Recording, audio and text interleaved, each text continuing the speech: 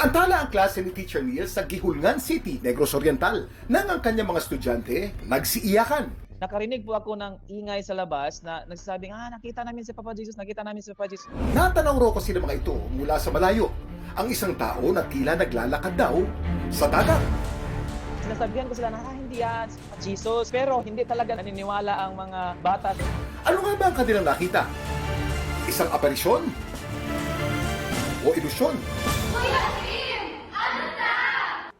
Tayong mga tao, imposibleng makapaglakad sa ibabaw ng tubig. Ang density kasi ng ating katawan mas mataas kaysa density ng tubig, kaya tayo'y lulubog. Ilang araw matapos mag-viral ang video, lumutang ang kasagutan.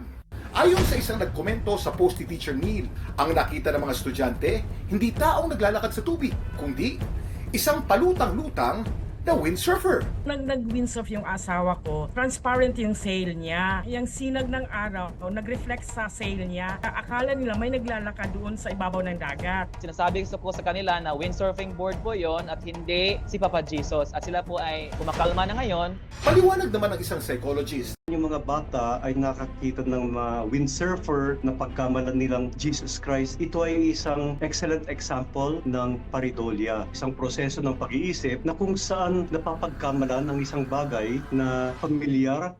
Nangyayari ito kapag may nakita tayong kahawig ng isang bagay. Gusto kasi ng utak natin na makakita ng mga pattern para madali nating maintindihan ang nasa paligid.